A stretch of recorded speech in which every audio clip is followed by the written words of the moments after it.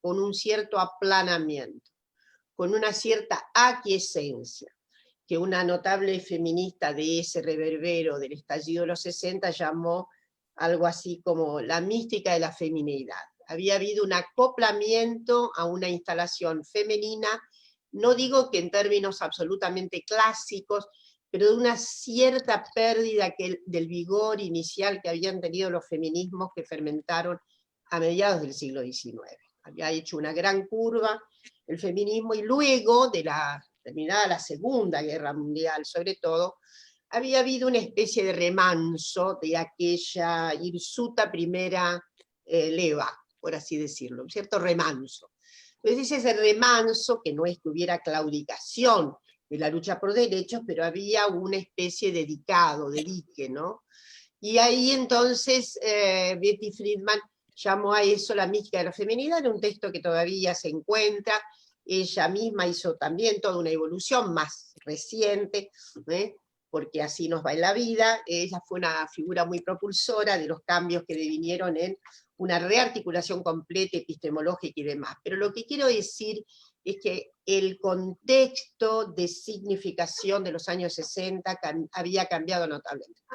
Voy a elaborar qué había cambiado para que hubiera una nueva impregnación de sentidos feministas otros. Y los grandes cambios son, a saber, la guerra de Vietnam fue un gran desarticulador y rearticulador en los motivos de las luchas civiles en Estados Unidos, los movimientos de la población afrodescendiente norteamericana, los grandes movimientos que se pasaron en los años 60, mucha estridencia, muchísima aparición, inclusive de movimientos nuevos, muy renovados, la lucha por la descolonización. Muchísimos países abrieron un cauce de lucha militar y no solamente de resistencia política, que dio como contenido fundamental ese proceso que llamamos proceso de descolonización masiva más reciente.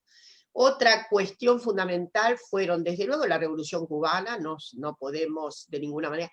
Los nuevos cauces de la Guerra Fría, también tienen que ver, y tiene que ver desde luego con movimientos que no han sido menores, porque dejaron una estela importante en lo que serían las políticas de la cultura de la cotidianeidad. Por ejemplo, el movimiento hippie. El movimiento hippie tiene mucho que ver, una cierta desestructuración de lo que serían las composiciones más estabilizadas, las conductas más estabilizadas, más regimentadas, rupturas en eso, y desde luego los movimientos estudiantiles, ¿no? Vamos a evocar la estridencia que tuvieron los movimientos estudiantiles, que por otra parte son parte también de ese conjunto enorme, yo he citado 7 cuestiones fundamentales del momento. Hubo entonces un reverbero extraordinario con una agitación que surge con una reinstalación del feminismo, y podría decir que esa reinstalación de los feminismos trajo como consecuencias una perspectiva que no estaba en la primera leva feminista. La primera leva feminista, digo, es de mediados del siglo XIX, ya volveré rápidamente sobre esto, y que era en todo caso una cierta ausencia de algún principio que tuviera que ver con la idea de una subjetividad, sobre todo muy resonante en materia también de derechos, sobre la sexualidad. Esto no había aparecido en los primeros feminismos, de ninguna manera, ¿no? Entonces, el acoplamiento que tenía el primer feminismo al eje del maternaje, una cuestión muy notable. Y luego entonces esa ruptura que se produce en los 60, ¿cómo diremos? Cuyo sintagma podría originar un sintagma síntesis, sería una, podríamos decirlo en términos, insisto, de una cierta economía de recursos, llamar una reapropiación de los cuerpos, una reapropiación de los cuerpos. Los feminismos, las mujeres se dan cuenta del cuerpo propio, pero no es algo más que la materialidad del cuerpo, la subjetividad. La idea de confrontar absolutamente con todos los dispositivos patriarcales. Ahí, entonces, que deviene como nunca una ilustradísima gesta feminista respecto de compenetrar, hacer muy inteligible los elementos del patriarcado, muy inteligible. Hubo teoría feminista, no la había habido antes, había algunos conatos, pero bueno, había habido una buena elaboración anterior, una piensa nada menos que en Virginia Woolf, y la estación fundamental de Simone de Beauvoir. Y Simone de Beauvoir es iluminación ya clara para estos reverberos de los años 60. Entonces, una reapropiación del cuerpo como un sintagma, yo diría, de multidimensional, en donde por eso aparece absolutamente el concepto de violencia. El concepto de violencia no existía entre nuestras tatarabuelas. El concepto de violencia surge efectivamente en esta disposición de enfrentar la violencia patriarcal. Y una epistemología feminista, teoría feminista con una base epistemológica nueva, una renovación total, que vuelve sobre, inclusive, y ahí quiero decirle, sobre los elementos historiográficos fundamentales. Y ahí aparece una historia de las mujeres muy notable, algunas son muy precursoras, algunas son nombres que todavía están en el candelero, y algunos nombres que efectivamente se construyeron con una historia de las mujeres muy, muy instigante, muy instigante. En general, para América Latina a mí me gusta decir que la historia de las mujeres tuvo mejor localización allí donde desde luego había movimientos feministas, pero sobre todo donde había habido una elaboración interesante, un desarrollo interesante de lo que se llama la historia social. La historia social. Ahí en el instituto ustedes deben estudiar bien las diferenciaciones que tenemos en la historiografía, no son rígidas, ¿no? Hay historia cultural, hay historia social, hay historia política, etcétera, etcétera, pero en general la historia social ha sido un cóncavo muy notable de manifestaciones de ruptura con las líneas de la historiografía, sobre todo en la historiografía política, corta, ¿no? Medida solamente en lo que sería la elaboración de los significados históricos de las instituciones políticas. Así había, por otra parte, surgido la historia profesional a inicios del siglo XIX, Van Ranke, etcétera, etcétera. Y bueno, de ese cóncavo hubo grandes rupturas en los años 20 que dio lugar a la historia social francesa, y en Cambridge fueron los dos lugares, ¿no? Tanto en Francia como en Inglaterra. En Inglaterra también hubo una gran renovación en torno a la historia social, y además la historia de Inglaterra había caminado en un encuentro muy interesante, la historiografía inglesa, sí, con muchas notas del marxismo. Hay toda una tradición de los grandes historiadores marxistas ingleses, por así decirlo, ¿no? No todos, obviamente, hicieron historia de las mujeres, pero muchas de las mujeres que se cultivaron en el tránsito ese, y la historia social inglesa, devinieron grandes intérpretes de una historia de las mujeres. Una de ellas, era Sheila Robson, cuyo texto para mí fue muy iluminador, Las mujeres y la revolución. En fin, pequeño homenaje a una figura que fue muy marcante en mis primeras lecturas feministas de la historia. Entonces, tenemos una epistemología feminista, tenemos una historiografía feminista, y hay una recuperación, alguna de ellas dijo de manera muy sabia, las mujeres ingresan a la historia se encuentra con las mujeres ingresan a la historia. ¿Qué quiere decir esto? Que las mujeres habían tenido opaca visibilidad en la historia. Sí, a modo excepcional ingresaban. Por supuesto, siempre hubo una historia que dio cuenta de Juana de Arco, por ejemplo, ¿no? Es probable. O hay alguna historia que pudo dar cuenta de Juana Zurduy. Juana Zurduy, Vicente Fidel López en su extraordinaria primera, ¿cómo diré? Primero matriz, ¿no? De historia. Argentina hace una evocación de Juana Zurduy muy interesante. Les digo que el texto de Vicente Fidel López es muy bello en esa evocación que hace de Juana. Pero bueno, así medio con una discreta visibilidad ingresan algunas. Rosario Vera Peñalosa, la historia de la educación argentina, Juana Manso, porque bueno, en fin, y desde luego alguien que también de vez en cuando ingresaba a la historia, ¿no? Doña Encarnación Escurra, por ser la tremenda compañera de don Juan Manuel de Rosas, y etcétera. Lo que quiero decir era como no había ninguna colonización posible de las mujeres en la historiografía, eran como trazos eventuales y sobre todo para dar nota de cierta excepcionalidad.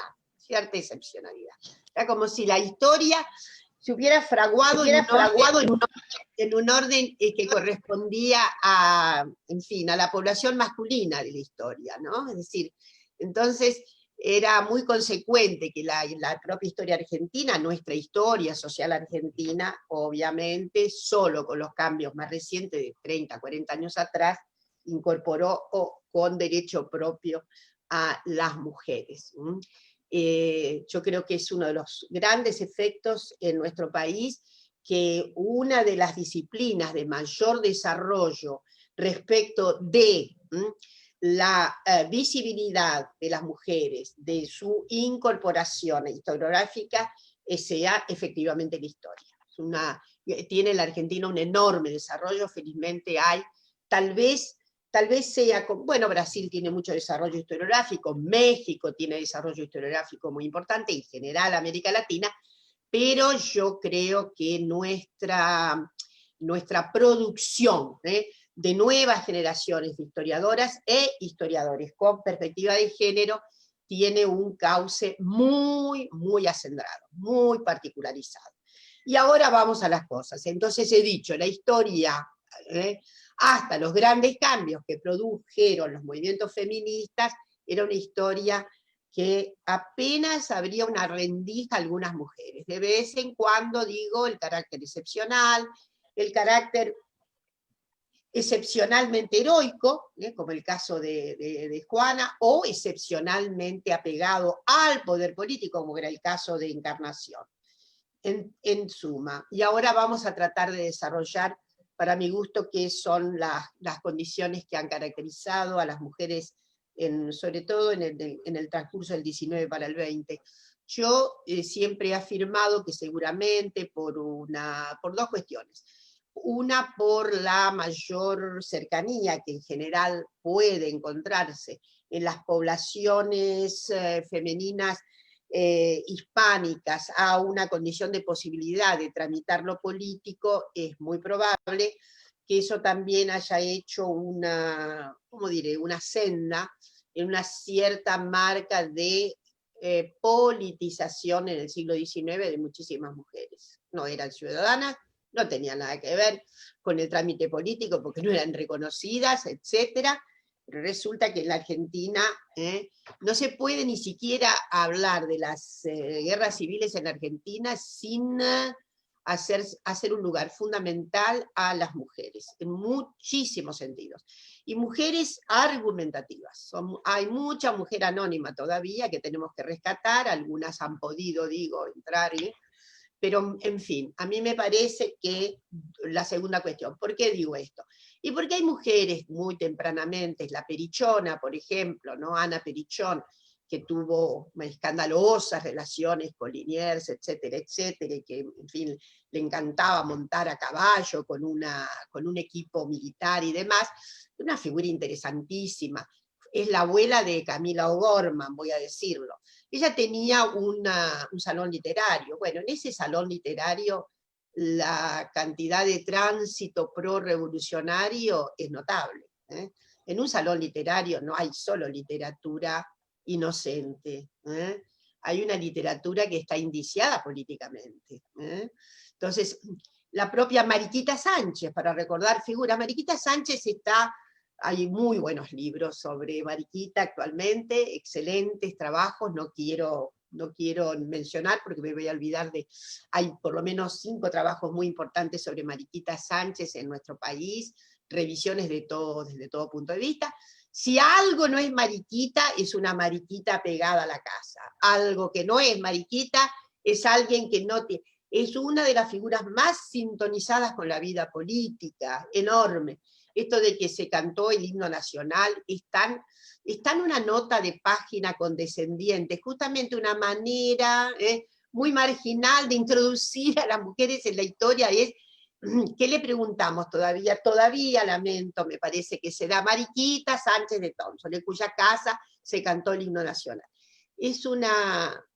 Como diré, es una aseverativa absurda respecto de la descomunal figura que fue Mariquita. Disidente de la familia porque se casó con quien quiso, tuvo que ir a parar una buena temporada porque así eran los juicios de disidencia que había, ¿no? Porque la familia quería casarla con un pariente, etcétera, etcétera, y ella quería casarse con otro individuo que finalmente lo consigue y demás. Pero además fue una figura, primero, muy cercana a la vida literaria, muy cercana a la lectura, digamos, instigante, ¿no? A la lectura, bueno, podía no tener significado. En la época, obviamente, no existían las revistas del corazón, quiero decirles, pero no si encontraba una similitud, tal vez no la puedo encontrar, pero Mariquita era una persona que leía en otro idioma, leía en francés, etcétera, y en su salón literario transitaban textos muy, muy, muy agudos, filosofía popular, etcétera. Mariquita fue un ser tan politizado que además se retiró, ella estaba hasta medio emparentada con Rosas y tal, pero bueno, ella es una opositora, se va a la banda oriental, ahí también sostiene un gran salón literario, es una figura de gran prodigio cultural, digámoslo así. Bueno, cuando vuelve, al final siguió siendo una protagonista importante de la escena política, a veces por ahí tuvo alguna diferencia de pensamiento con el mismo Sarmiento. Sarmiento además se dirige a ella de manera muy, muy, muy singular, etcétera, etcétera, porque era una figura muy inteligente. Y además basta leer las cartas de Mariquita para darse cuenta de que, bueno, una mentalidad que podríamos decir asomaba a una ruptura más progresista de las cuestiones. Ella, por ejemplo, en una de las cartas narra, tiene uno de los chicos y qué sé yo, que ha amancebado a su novia, y a ella le preocupa no esto, sino que él no cumpla con la palabra, ¿no? Es decir, era una figura de rupturas, no era ninguna persona pacata. Ella misma se permitió conductas según su deseo, y bueno, en fin, a veces nos preguntamos cómo su contexto no era más ferozmente argumentativo contra ella. Ella era muy inteligente, absolutamente inteligente, y bueno, en la última tiempo además estuvo, en la última fase ya estuvo a cargo de la sociedad de beneficencia, etcétera, etcétera, pero insisto que es una figura que tiene una enjundia política notable, notable. La Perichona, no lo conté, pero la Perichona, que es en cuya casa se tramita gran parte de la Revolución de 1810, después la hacen ir de Buenos Aires, ella es evidentemente es una figura con mucha insidia, debe haber sido, se va a la corte lusitana a Brasil, ahí no se da muy bien, vuelve, y cómo sería de considerada peligrosa su tino, peligroso ¿cómo diré? Peligroso su de reflexionar sobre la política, que la hacen vivir a unas, no me acuerdo cuánto, 11 o 12 cuadras del centro, el centro de la ciudad, saben lo que era, la zona del Cabildo, todo esto. Y la hacen vivir en una suerte de quinta, increíble, porque temían que, en fin, que fuera una inculcadora de insidias, algo así. Entonces, ¿qué quiere decir? Más allá de esto que estoy contando, quiere decirle que una figura caracterizada por la dimensión de lo político. Y ahí podríamos ir en torno de muchas mujeres, ¿no? Doña Encarnación es bien conocida. Doña Encarnación le daba lecciones políticas a Rosas, más de una vez lo retó severamente, y además hay escrituras sobre esto. Doña Encarnación y Josefa, la hermana de Encarnación, fue la gran organizadora popular que tuvo Juan Manuel de Rosas. Una especie de organizadora, ¿cómo decirlo?, de unidades básicas, si ustedes me permiten, en donde efectivamente Rosas tenía, digamos, había ahí una forja de alianzas de sostenibilidad de su gobierno. Bueno, esto es lo que, bueno, y Juana Manso, una figura notable, para no hablar de las literatas, de las mujeres que hacen literatura, Eduarda Mansilla, que es una figura muy, muy notable desde el punto de vista literario, menos consagrada a la vida política, ella más entusiasmada con la literatura, y doña Juana Gorriti, que también Juana Gorriti es una figura que tiene una demostración de conocimiento acerca de la política y lo político. Esto por un lado. Y en el siglo XX a mí me parece que concurre mucho a esta cuestión que quiero plantear, una vinculación con lo público, aunque no tuvieran, obviamente no estuvieran. Primero, la escena pública todavía está armándose en muchísimos sentidos durante el siglo XIX, pero quiere decir, aunque los estándares absolutamente designados para el comportamiento femenino es el sagrado hogar, la lumbre del hogar, es el siglo XIX el que va a ser la gran construcción de la mujer absolutamente dedicada al hogar, la familia, la procreación, el cuidado, etcétera, etcétera, es muy tipificando esta situación, está muy tipificada en el siglo XIX. Bueno, lo que quiero decir es que además la propia guerra, el propio enfrentamiento hace ¿cómo decirlo? Una cierta desestructuración de los papeles de género. La guerra es una desestructuración de eso, ¿no? Aunque el estereotipo mande una cosa, se imaginan ustedes que en tren D, una sociedad que vive muy, muy asediada, los años de guerra civil, más los años que siguen, a fin hasta que se instala la Confederación, y conflictos posteriores, hace que efectivamente las propias mujeres a veces se salgan del propio estereotipo. En fin, yo lo que quiero decir es que en el siglo XX, desde ya, el otro gran combustible, me parece, para una significación más politizada de la conducta femenina en general, y no hablo esto extendido a las mujeres en general, no a determinadas mujeres que tienen maridos que tienen determinado papel o que han podido ilustrarse más, me refiero en general, a una cierta extensión de una politización, digamos, aunque sea superficial. Y cuando digo politización, me refiero a la capacidad de dar interpretaciones a la realidad, al contexto real, a la experiencia con ese contexto, una significación absolutamente terrena. ¿Está claro? Ninguna significación puede ser dada a lo extraterreno, a lo sobrenatural. Eso es lo que quiero decir.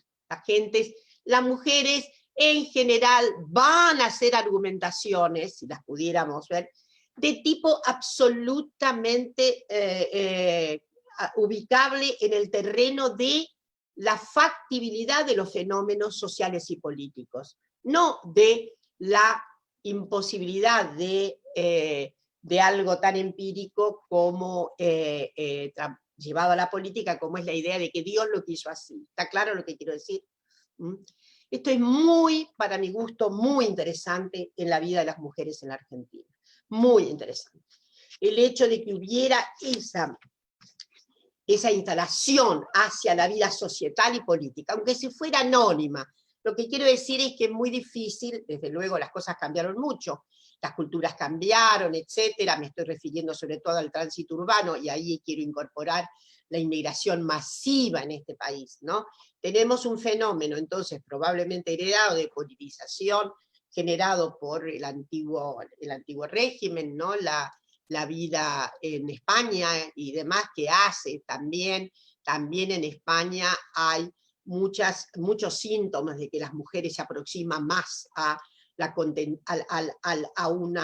un tipo de aprestos políticos, ¿no? Y aunque sean mujeres completamente analfabetas, la situación de España con respecto al analfabetismo de las mujeres fue muy, muy, muy de larga estabilidad. Es decir, ustedes saben que la mayor parte de las mujeres que venían de España, de Italia también, y como inmigrantes a la Argentina, sobre todo las de origen gallego, venían en más de 80% eran analfabetas. ¿Está claro? Eran analfabetas las inmigrantes. España no había construido de ninguna manera una institucionalidad popular educativa. Muy, muy, muy, muy a cuentagotas.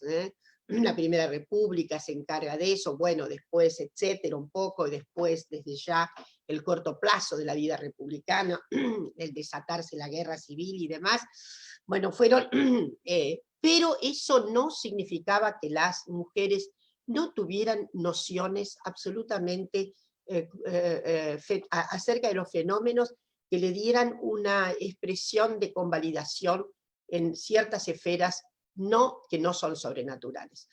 Y a ver, voy a dar un ejemplo más, ¿no? Si en 1930 y tantos, si se encontraba una mujer aquí, por ejemplo, en algún barrio popular de Buenos Aires, que todavía estaba, y se la encuentra protestando porque ha subido el precio de comestibles, de las verduras y demás, es muy difícil que cuando se le pregunta a qué se debe, si se lo hubiera preguntado contrafácticamente, ¿no? ¿A qué se debe esto? Dijera, Dios lo quiso así, Dios es responsable. ¿Está? A eso es lo que yo digo, una esfera de representación no, digamos, no absolutamente empírica de lo político, transado como un fenómeno social aquí, ¿no? Miren, esto que digo es todavía visible en algunas sociedades. Hace poco tiempo, me vengo muy para acá, hace poco tiempo se hizo en Brasil una encuesta que fue publicada aquí, respecto de las percepciones, sobre todo en grupos de mujeres que había, de los cambios que se habían dado a propósito de las políticas sociales de los periodos Lula. Entonces se pide que se reconozca, sí, claro, sí. Entonces, ¿cuáles eran estos? Sí, que el beneficio del Bolso Familia, en fin, una serie de cuestiones. Pero lo notable es que cuando le preguntan, bueno, ¿a qué se debe todos estos cambios? Muchísimas mujeres respondían, Dios fue así que fez. Está claro lo que quiero decir, ¿no? Es decir, hay todavía una alusión que de alguna manera significa un trámite extrapolítico para analizar la cotidianidad. En cambio, en la Argentina eso no es posible. Puedo asegurar casi que esto no es posible. En fin, la gente, sobre todo las mujeres, inmediatamente van a dar una razón, razonable, sensata o no, pero van a irradiar significados que tienen que ver con la construcción sociopolítica. En fin, ahora me quiero venir más cerca y decir que además la participación de las mujeres ha sido muy importante desde ya a medida que corre el nuevo siglo. Con la adopción del feminismo también hubo obviamente una gran adhesión a los significados mayores de la lucha por derechos, obviamente, algo que se tramitaba absolutamente en la arena pública. Voy a recordar que de todas las maneras las mujeres están absolutamente limitadas, fueron desde ya consideradas, viene de lejos, pero efectivamente los estados modernos consagraron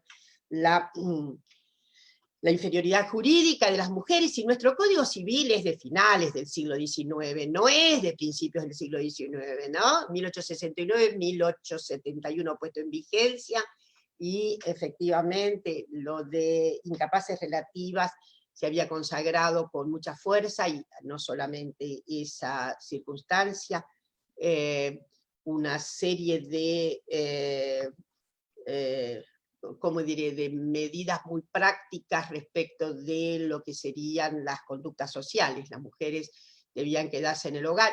La Argentina, y esto que habían irrumpido notablemente las poblaciones extranjeras y demás, pero voy a recordar que todavía a final de los años 20 era muy difícil que una mujer se pudiera hospedar sola en un hotel en Buenos Aires, ¿no? hacia finales de la década 10, 19, 20, no recuerdo bien, visitó al país una periodista norteamericana y quedó muy asombrada porque efectivamente a ella no pudo hospedarse en un hotel que era aparentemente muy bueno, los hoteles que hoy podríamos llamar de 4 estrellas, 5 estrellas, no admitían pasajeras mujeres solas. ¿tá?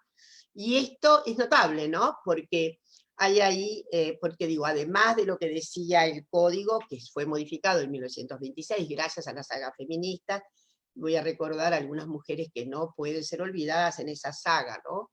Julieta Lanteri, la gran figura, venida desde niña, desde Italia, y que quiso ser ciudadana y que obtuvo la ciudadanía argentina, pero no obtuvo el estatus de ciudadana para poder votar. Había votado eventualmente en una compulsa electoral de la ciudad, en la primera década, 1911, segunda década, pero luego, obviamente, en un momento en que se había permitido el voto extranjero.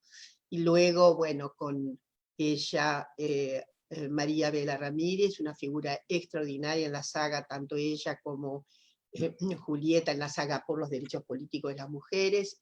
María Vela es la responsable de la edición de la primera publicación feminista argentina, 1902, la publicación Nosotras, en La Plata, notable publicación. Después ella volvió en 1907 con una publicación que se llamó La Nueva Mujer.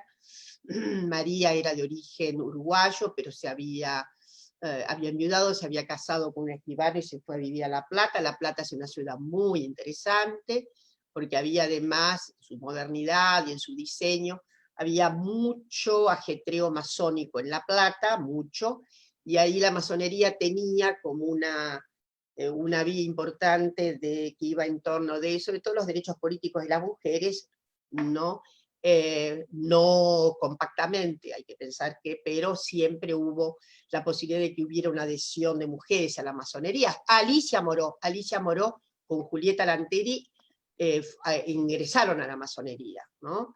Y bueno, después, bueno, hubo disgustos. Julieta, por ejemplo, tiene un opúsculo que se lo publicó El Rito Azul. El Rito Azul era una de las segregaciones que había habido. Bueno, en fin, esto es más complicado y no me quiero perder en esto. Pero en fin, habían pasado por la masonería. Y bueno, otra mujer muy importante en las luchas de los derechos de las mujeres fue la de origen obrero, Carolina Musilli. Casi todas, en el caso Alicia, se va haciendo feminista a medida que va pasando el tiempo. Alicia Moró se constituye ya como una feminista notable, una podría decir entre 1910, 11, 12, ella estaba muy próxima a las feministas, participa del Congreso Femenino de 1910, pero una podría decir que, bueno, después va fermentando en ella un feminismo sobre todo de corte en ordenar los derechos políticos de las mujeres, de modo que, y la gran otra figura que tuvo mucho que ver con el radicalismo, yo no podría decir que fue totalmente adherente, pero que es Elvira Rawson de Vilepiani. Había actuado, ella era estudiante de medicina, y había actuado en la Revolución de 1890. La primera médica argentina egresa en los 90 y es Cecilia Grierson, porque obviamente las universidades se fueron abriendo muy capilarmente para las mujeres. Y en general en el mundo las primeras egresadas universitarias fueron médicas, por una razón muy elemental.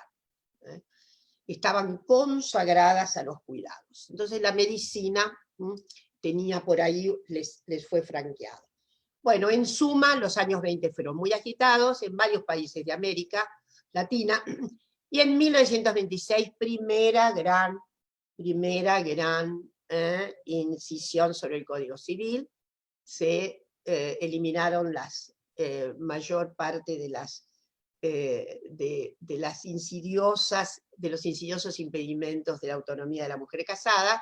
Quedó una hebra sobresaliente que notablemente fue el hecho de que las mujeres no podían disponer de los bienes propios, los propios, no los gananciales, y eso quedó sobreviviente todavía de la reforma de 1926, y solo el ministro Borda, ministro sobre todo, el ministro de la dictadura de Hungría, al que todavía le dedicamos, le tenemos que dedicar todavía un estudio más, más apurado a Borda, porque hizo dos reformas, una que tenía que ver con la situación de la separación, que mejoró un poco, que es, ahora voy a decir, nosotras obtuvimos en la Argentina el divorcio vincular en 1954.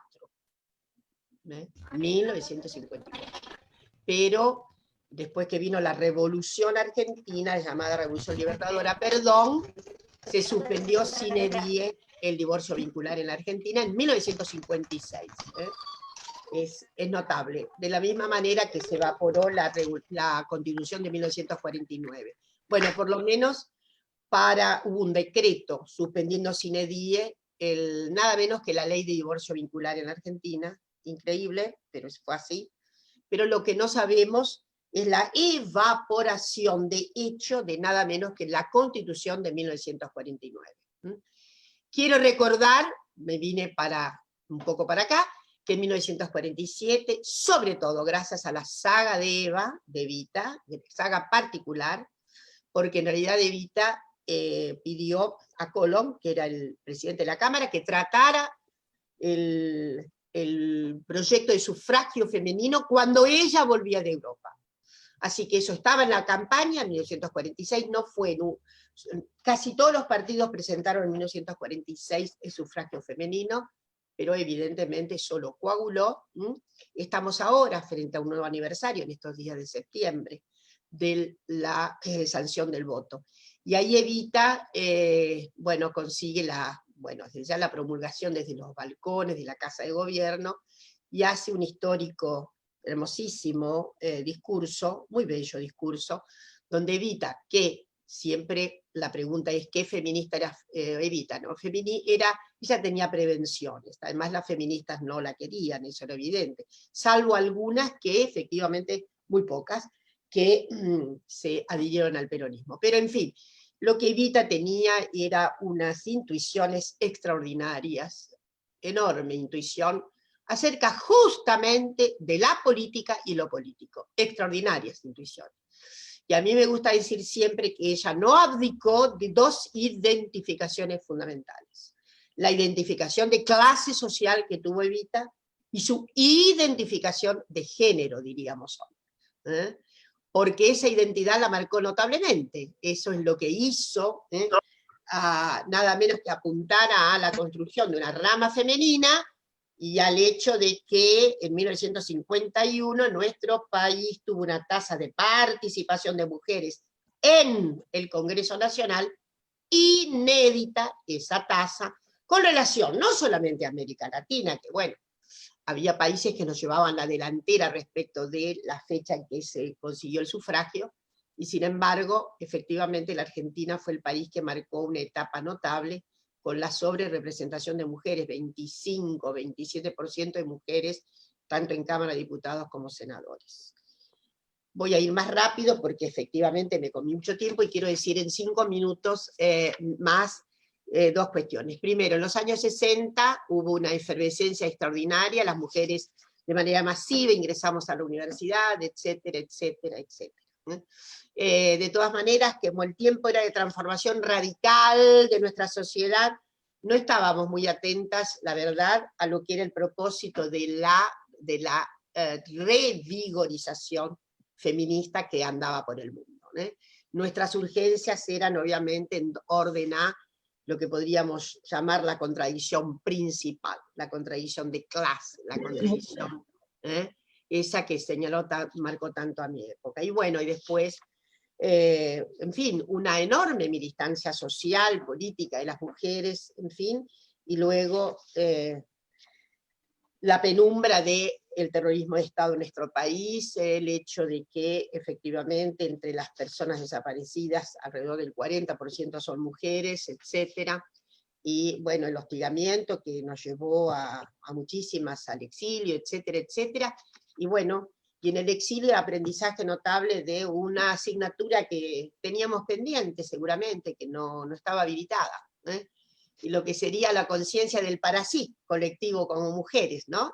Así como hay un para sí para la clase, hay un para sí para nuestra condición femenina, así que muchas volvimos feministas del exilio, pero quiero señalar que ahí, en ese tiempo de mudanzas tan dolorosas, sí hay la aparición de este conjunto extraordinario de mujeres, madres y abuelas que hacen una desmentida olímpica, cuya gestión, obviamente, como muchas lo han referido, trataba justamente de esquivar la identificación política porque, y bueno, pero se convirtieron en la saga más politizada y en la hazaña más política que hubo en el siglo XX. Eso es así.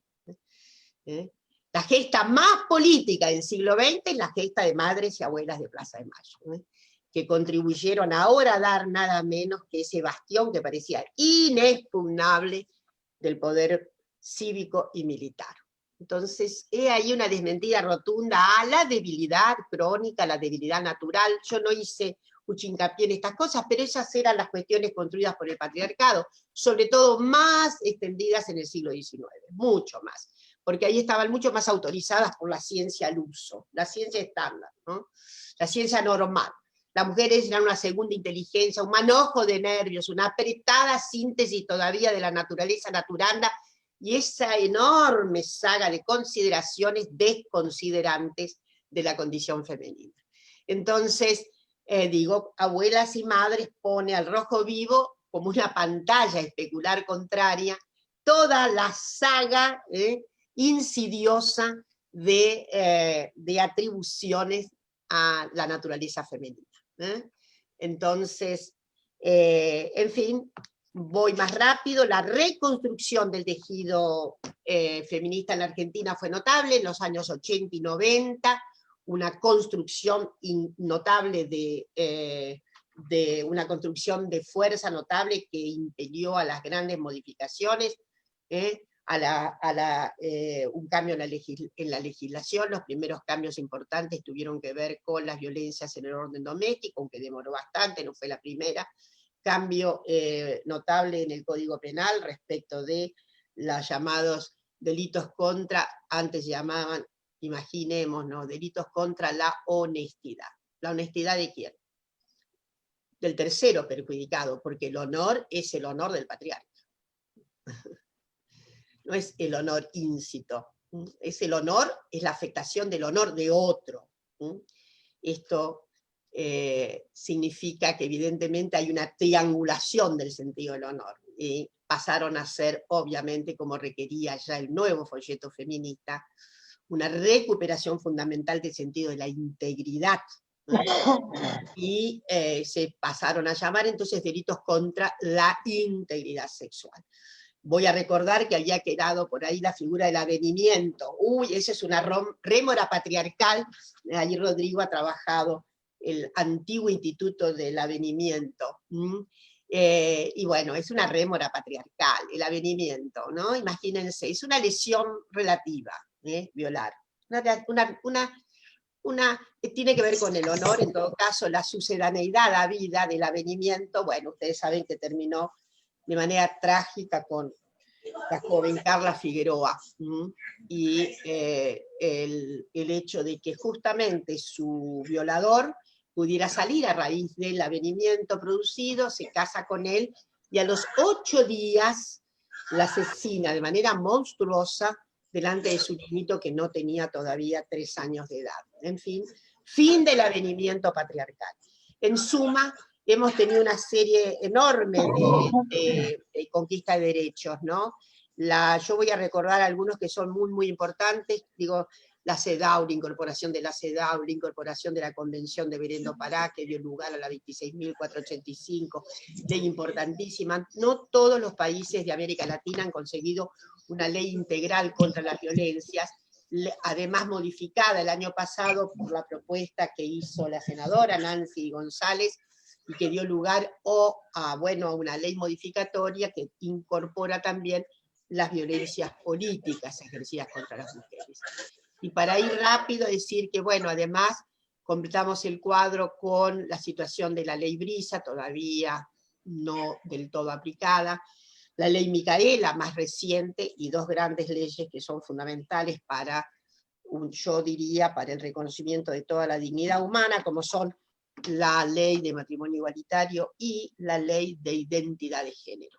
Porque quiero terminar diciendo que felizmente los feminismos en la Argentina, que se han derramado a feminismos populares, a estructuras populares, ya no de aquellos conjuntos de mujeres letradas, más preparadas, que habían argumentado conceptualmente respecto de la situación patriarcal y demás, sino que hay un derrame extraordinario producido en nuestro país en los últimos años, con, no dejo de pensar, con una arquitectura cultural nueva en las jóvenes generaciones de mujeres, las más jóvenes, les adolescentes, los cambios notables en el régimen de sexualidad, etcétera, el movimiento Ni Una Menos, y desde luego esa gran construcción que ha sido única en América Latina, gran construcción sostenida, más allá de los vaivenes, que son los encuentros nacionales de mujeres.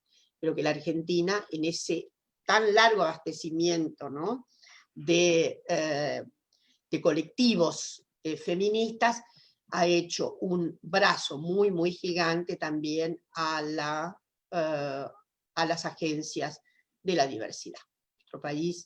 En nuestro país, efectivamente, tanto es así que la nueva reestructuración que se presenta, digo, como régimen organizacional, sobre todo de jurisdicciones provinciales y de Estado Nacional, que ha cambiado hasta la titulación, la catalogación del entendido que tiene el propio Estado con relación a estos derechos, que entonces están subsumidos en el concepto de, como dice el Ministerio de Mujeres, Géneros y Diversidad.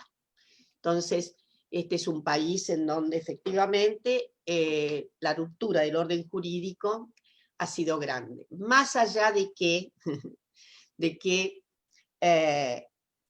quienes administran justicia por ahí no están del todo despabilados respecto al orden extraordinario que tienen estos nuevos derechos. Y siempre diré que la ley de identidad de género, quiero rematar con esto, fue sin duda el principal bien de exportación que ha tenido nuestro país. Fue el principal bien de exportación, porque es una ley que ha sido emulada y que todavía consagra, obviamente, muchas posibilidades de adopción por parte de otras sociedades. Bueno, me fui un poco lejos, pero bueno, ustedes saben que si me dejan hablar, como dijo Domitila, bueno, cuestiones, preguntas, tenemos unos... Eso es lo que iba a invitar ahora, Dora. Bueno, en principio, agradecerte, fue maravilloso escucharte, la historización que hiciste, el lugar, la luz que has echado sobre una historia que obviamente está sobre los márgenes de la historia dominante todavía, aún hoy. Así que bueno, en principio eso, agradecerte por estar, invitar a los compañeras y compañeros presentes a hacer sus preguntas, sus consultas, dentro de lo que se pueda. Realmente para nosotros, desde la Universidad Madres de Plaza de Mayo, precisamente, ¿no?, con lo que eso implica, con ese lugar de precisamente poner a la mujer en otro lugar. Acá justamente de fondo tengo un cuadro de Vita, ¿no? Digo, y yo pensaba, te escuchaba, y la preguntita que yo te quería tirar es, bueno, ¿cuáles son los desafíos de estos feminismos populares, ¿no? Digo, estuvimos hablando del pasado, de nuestra historia, que precisamente permite explicarnos, ubicarnos y construir nuestra identidad, pero bueno, ¿cuáles son los desafíos? Más allá de ser un desafío, y esto hablo, ¿no?, levanto acá el pañuelito, que se tenga que aprobar, ¿no?, la ley por el aborto seguro, legal y gratuito, pero bueno, un poco dejarte esa pregunta e invitarlos a escribir las preguntas en el chat. Gracias, Dora. Quiero hacer un aporte también, un segundito, si me permiten, desde el instituto, bueno, acá representando al rector y a los secretarios y al cuerpo de directores, me parece que es algo no menor acotar esto sobre la base de primero agradecerte y reconocerte tu tarea y tu militancia, como formadores que somos como instituto, traer algunas cuestiones para cerrar y abrir a las preguntas, ¿no? Que por un lado nosotros estamos apostando, estamos en una refundación de este instituto universitario, y desde ahí nos proponemos con fuerza el abordar y el comprender todo lo vinculado a la perspectiva de género, pero también estamos en esa discusión de darle una vuelta más y no solamente el abordar, el comprender, el visibilizar, sino también el construir, ¿no? El construir un nivel de conocimiento como instituto formador colectivo vinculado al tema del abordaje de género. Nos parece que es algo no menor, que es algo trascendental, que género es un tema que está en la agenda prioritaria, mediática, académica, social, cultural, política, por lo cual, y retomando todo lo que vos planteabas y echabas luz, Dora, nosotros lo ubicamos como una de las líneas prioritarias de agenda institucional en el IUMA, porque la entendemos, siendo un instituto de derechos y de derechos humanos, la entendemos ni más ni menos, como pedagoga que soy, en términos de justicia curricular. Es justo que esto se aborde desde la formación. Así que quería dar mi aporte como secretaria académica del instituto, porque realmente muy tensionada en el buen sentido de la palabra, para revisitar muchas de las cuestiones que estamos pensando y proyectando para esta fabulosa institución. Así que bueno, ahora sí abrimos a las preguntas y bueno, me parecía no menor. Gracias, Elena, gracias por esa convicción, por esa convicción de que esto no es la orilla, esto está en el centro gravitante. Es notable cómo hubo tanta oclusión de este sentido fundamental. Forma parte de la identidad y de los derechos personalísimos que están en primerísimo lugar, ¿no? Sobre los que efectivamente hace luego sentido toda la otra formulación de exclusiones. El primer ensayo de desigualdad se ha hecho con los cuerpos femeninos, y con los cuerpos obviamente considerados debilitados, etc. Esto es fermentación primera del patriarcado. Ustedes saben que, generalmente lo digo, el patriarcado se inventa en el Neolítico Superior, y es notable lo que ocurre, ¿no? Yo estoy convencida, como en general se ha jalonado en la no historiografía, que sobre aquella circunstancia marcada por Engels, que tiene como gravitación el principio de apropiación, el principio de enajenación, el principio de patrimonialidad, de adueñamiento, que se ejercitó primero sobre las personas, sobre las mujeres, y luego sobre las cosas y los animales. El ejercicio de adueñamiento se realizó primero sobre cuerpos, sobre seres humanos, por así decir. Y ahí hay que desentrañar mucho más, porque es la instalación también de algo que es absolutamente regulativo de nuestra especie, que es el orden simbólico. Porque si hay algo en que somos dispares respecto de la otra parte de la naturaleza, es en nuestra capacidad simbólica. Y nuestra capacidad simbólica es una organizadora impresionante de todas las dimensiones, ¿no? Y organizadora fundamental de... Entonces, esto es básico, ¿no? Ya no puede haber empeños que no partan de esta evidencia. Y en un instituto superior esto es así. Y Florencia me preguntaba los desafíos que tienen los feminismos populares, todos los desafíos.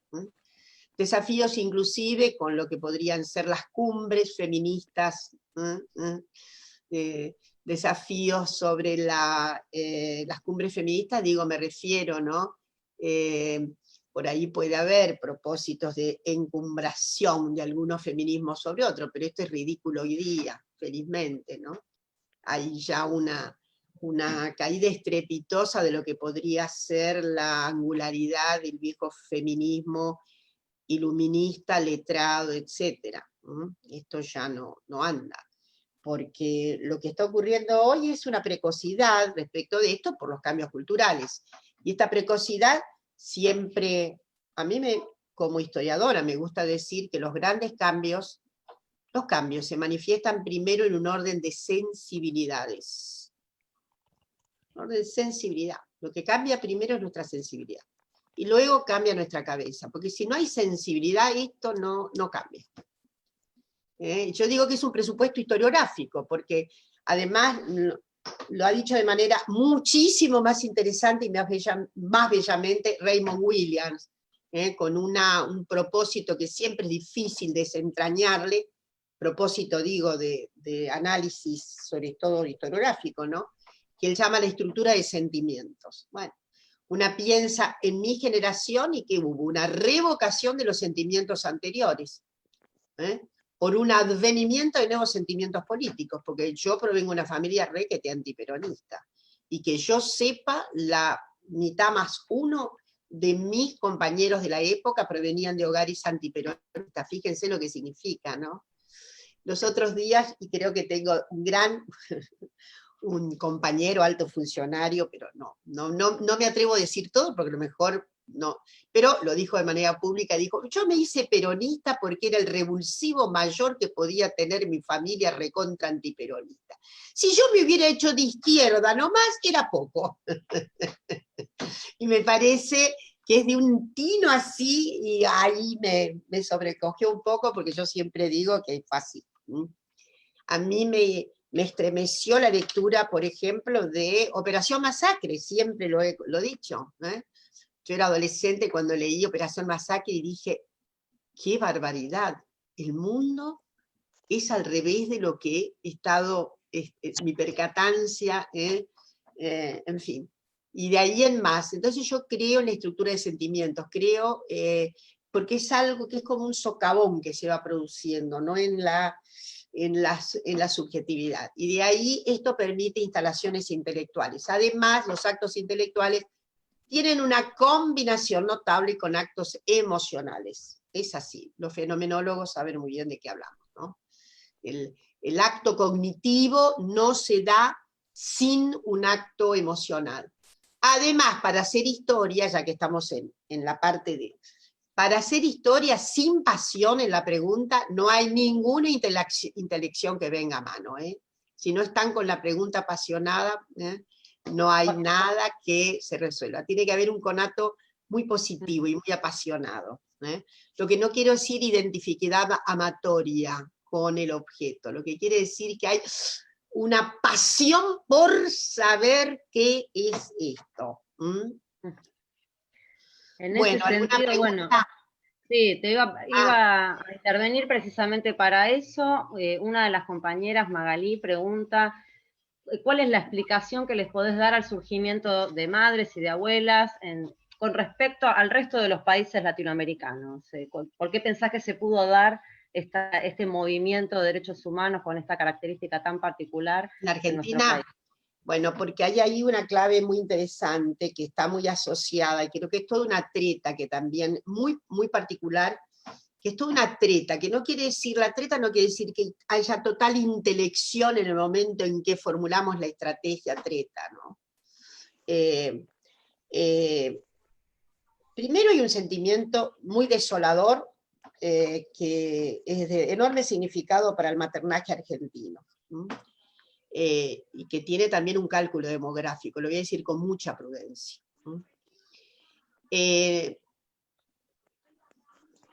Nuestro país tiene una caída notable de la transición demográfica notable, que significa que tenemos 1 o 2 hijos. Son bienes inapreciables. Se acaba porque la maternidad no está inmediatamente ligada a la afectividad como nos han hecho creer. No es así. Nuestras abuelas todavía elegían a un hijo o a una hija de preferida, si no digo nada que incomode la moral sustantiva de... Es así. En cambio, sabemos muy bien que hay todo un trastocamiento sentimental y de la sensibilidad respecto del apego, inclusive de padres por sus hijos, que son sentimientos mucho más cercanos. Mucho más cercanos. Entonces, no es lo mismo la pérdida de un hijo en una familia, voy a decir abstractamente, un país determinado, en donde una madre ha tenido 11 hijos. Algunos se han ido a Estados Unidos, por ejemplo, ni saben de ellos, me refiero a madres de sectores populares, otros. En fin, los sentimientos tienen que necesariamente ser de otro. A ver lo que quiero decir. Son sentimientos que tienen otra circunstancia. Entonces, no puede sorprender que en esta absoluta y rotunda sensibilidad del maternaje nuevo respecto de haya una instalación diferente también del cometido de toda esa resistencia. Está muy ligado a ese orden de sensibilidades, muy ligado, porque ustedes saben que se cree que existe el instinto maternal, ¿no? Existe una posición de maternaje, ¿no? Hay tanto trabajo bello sobre esto, nos instruimos, nos hemos acicalado sentimentalmente para los nuevos maternajes. De la misma manera que el sentimiento del padre cambió muchísimo, muchísimo más, uno podría decir, porque, en fin, ser padre podía ser hasta una incógnita, podría ser hasta una incógnita. Pero hay hoy un robustecimiento, hay una amalgama del sentimiento del padre que no es la misma de hace un siglo atrás, de ninguna manera. Entonces, cuando nos dicen los sentimientos son siempre lo mismo, relativamente, muy relativamente. Sí, no dudo de que hay algo en una pregnancia, pero imagínense, no es lo mismo el amor en la época del Imperio Romano que el amor hoy. Por favor, no imaginemos. Sí, puede haber sentimientos, algo, pero digo, lo que hoy traducimos como esta estructura de sentimientos ha sido trabajada socioculturalmente. La hemos venido arquitectando en orden a los nuevos derechos. Lo que tenemos respecto de aplicación respecto inclusive de la inteligibilidad, cómo aplicamos una nueva inteligibilidad sobre niñas, niños y adolescentes. Es completamente diferente. Hace 60 años, 70 años atrás, una niña de 12 años la podía trabajar. Hoy hasta en sectores que están muy abrumados, esto no es así de posible. ¿Se entiende lo que quiere decir? Hay cambios muy notables. Yo voy a recordar algo más. Son cambios de estructura de los sentimientos que refieren a todos los grupos sociales desde ya. Miren, hace 40 años atrás, en una familia de sectores populares, el indicativo fundamental era un chico que cumplía 14, 15 años, de escuela secundaria, ir a trabajar. Era un imperativo. Hoy, en el mismo grupo popular, una madre o un padre cuyo hijo asiste por primera vez a una universidad, de esas nuevas, felizmente creadas, y prefiere que termine la carrera a que salga a trabajar. Miren lo que les digo. Una valoración completamente otra, ¿no? Entonces, hay que prepararse para eso. El problema es que el derecho no cambia con la misma aptitud de cambio que tiene inclusive la estructura conceptual. Demora muchísimo, ¿no? Muchísimo tiempo. A veces cumple rigurosamente trayectos muy, muy rápidos, y puede conformarse de manera tan rápida que yo siempre digo, la ley de identidad de género, se anticipa en mucho al imaginario promedio respecto de. ¿Se entiende lo que quiero decir? ¿No? Inclusive al imaginario promedio de los actores gravitantes de la justicia. Y con eso paro. No tenés que parar, seguimos, pero te voy contando acá lo que van poniendo con respecto a ese apasionamiento que tiene el pensamiento racional, ¿no? Que parte del efecto importante del patriarcado, de la ciencia patriarcal, es precisamente dividir, ¿no? Lo objetivo, la razón, separado de lo sentimental, y acá estamos viendo precisamente que están las dos muy mezcladas, y una política feminista precisamente tiene que ser gala de eso. Silvana nos dice que en el IUMA se estudia historia con pasión, que es cierto. Sí. A todos los apasionados y apasionados. Me parece maravilloso ese auto de fe en el Jung. Sí. Acá Es dice cierto. Marcelo Ochoa, en 1918, puso 1908, Sí. pero en su primera reunión la Liga de Estudiantes Americanas contó con la presión de Caltés, efectivamente, una de las primeras abogadas recibidas en Latinoamérica. Muy bien, Marcelo. Más tarde, el papel de las mujeres, el movimiento reformista, parece no haber sido reconocido. Totalmente de acuerdo. Falta muchísimo que hacer. Es cierto que la famosa Gaceta del 18 la he revisado toda porque la tengo, no hay ni una mujer, no aparece ni un contorno femenino, es impresionante. Sin embargo, estaba lleno de chicas al lado, en obstetricia, por ejemplo, pero bueno. ¿Qué opinión tenés sobre el sentido historiográfico de la Reforma, que resaltó más a los varones, obviamente, es muy falocéntrica toda la Reforma, muy falogocéntrica, a pesar de que hubo estertores. El movimiento de, el movimiento de maestras en Mendoza, porque eran maestros y maestras, tiene muchísimo que ver. La primera huelga en Mendoza, 1919, 20, por ahí, con figuras como Angélica Mendoza, figuras muy interesantes, te doy ese dato, tiene muchísimo que ver como una especie de ya de ola de la Reforma. Dice, en tu exposición queda claro que las mujeres siempre estaban organizadas. ¿Cuáles son los espacios de actividades que tendríamos que mirar para hacer justicia con el papel de las mujeres en la universidad?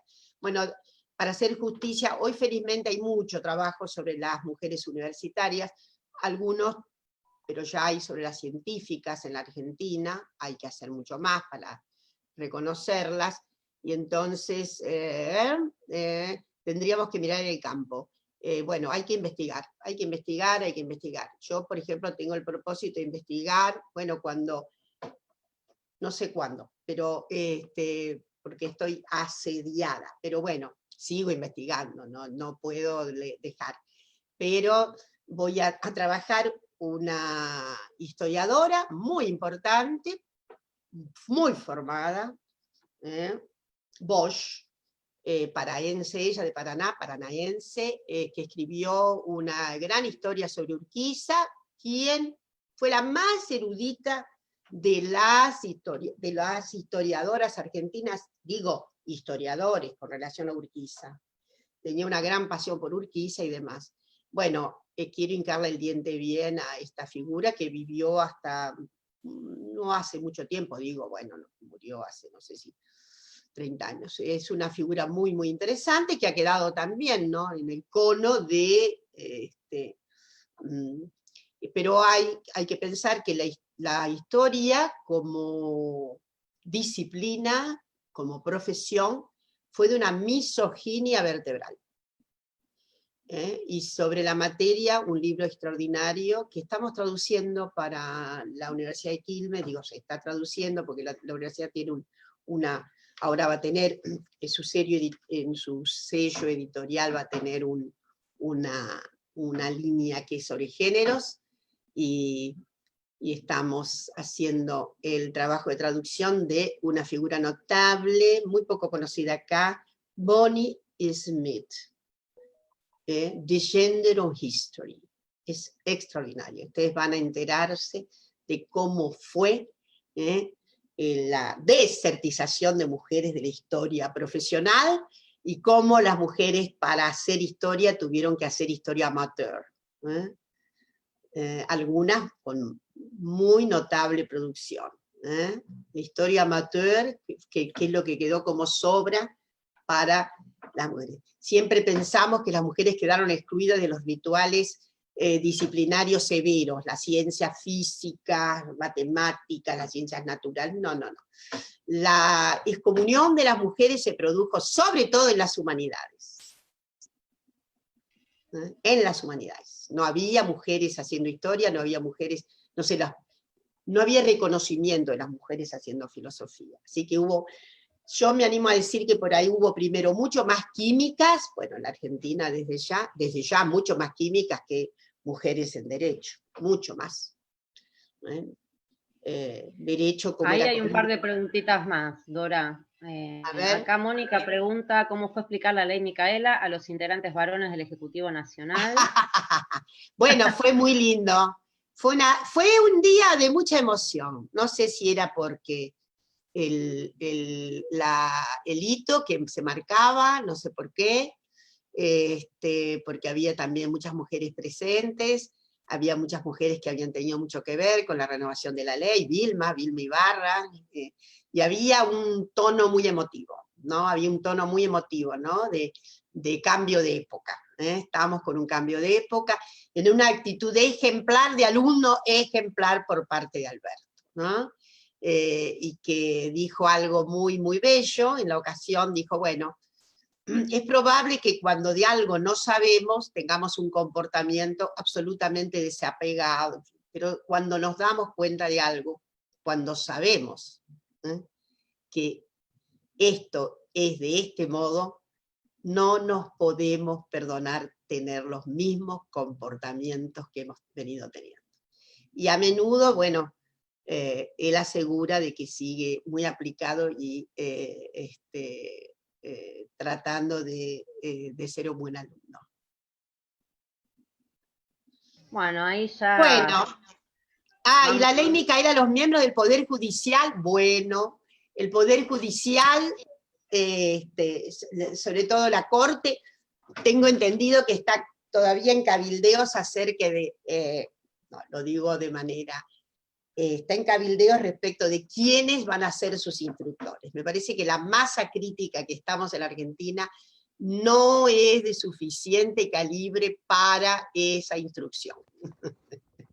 Tengo entendido que está viendo a ver si trae alguna feminista marciana, para ver si tiene gran competencia para hablarles de los asuntos que conciernen a la necesaria capacitación. Está en falta, está en falta, está en falta. Bueno. Acá Mariana pregunta por la cuestión de género, ya vamos cerrando porque si no, Dora, te tenemos acá toda la tarde. Y no es la idea, Dora también tendrá que hacer otras tareas. Pero bueno, vamos finalizando. Acá Mariana pregunta, ¿qué herramientas podés sugerir para pensar este abordaje en lo que es el periodismo, ¿no? Donde, el periodismo, por supuesto, también sí. El periodismo hay que trabajarlo desde dentro, desde afuera, hay que trabajarlo desde adentro, es decir, no me parece que, es una ciudadela muy dura en fin, pero es de adentro. Cualquier cuenca periodística y demás requiere que desde sus entrañas haya un movimiento rectificador y un movimiento por derechos y un movimiento... no me parece que desde afuera podemos seguir vertiendo todas las opiniones, haciendo todas las elucubraciones, sobre todo los ensayos que tienen tantísimo que ver con el campo de la comunicación, es increíble lo que hay hoy. Pero bueno, me refiero a las transformaciones de peso, las transformaciones que tienen que ver con otros dispositivos, con otras concepciones, se tienen que producir en lo interno mismo. Y ya para ir cerrando, acá Sabrina, bueno, hay dos preguntas, pero me parece que esta última quizás apunta más a lo que veníamos hablando con respecto a los feminismos populares, y cómo pensás vos que se puede interpelar de alguna forma como para incluir a las mujeres de los barrios populares también. Sí. Es una tarea, porque hay mucho feminismo popular, pero hay muchas mujeres populares todavía que están en los bordes. Exacto. Yo siempre digo lo mismo, voy a decir siempre lo mismo, miren, lo que importa es el grado del vínculo, lo vincular, lo entrañable del vínculo, la posición de identidad para esas luchas con las mujeres populares. Es lo de menos cuánto se van a rotular como feministas las mujeres de los sectores populares. Eso es lo de menos. Lo que importa, y siempre digo lo mismo, pero no me canso, son las insurgencias subjetivas. Esto es lo que importa.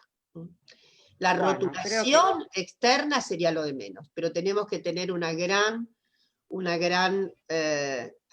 gran dispositivo de entendimiento, de amigabilidad y siempre diré, no importa, se puede seguir pensando absolutamente en un dispositivo ¿cómo diré?, de creencia, de dimensión religiosa. Al final, la religiosidad es un aspecto dimensional, racional humano, no irracional. El asunto es qué dominio tiene esa perspectiva sobre las otras racionalidades. Y no conviene discutir sobre la existencia de Dios para ser feminista a una mujer. Por favor, no se puede perder el tiempo en esa disquisición, ni de los milagros de la Virgen María. No comencemos jamás una discusión de ese punto de vista, ¿no? Porque lo dije una vez de manera un poco cómica y me repito, porque efectivamente se encontrará que no hay ninguna relación antagónica finalmente, ¿eh? Pero lo que necesitamos es una vertiente subjetiva nueva, ¿no? Una comprensión de sí nueva, ¿eh? Y esa capacidad, como digo yo, de insurgencia, más que la capacidad de re-rotulación. Bueno, ¿listo? Bueno. A ver, Bueno. Bueno, ¿ha habido algún compañero varón que ha preguntado algo que se ha atrevido?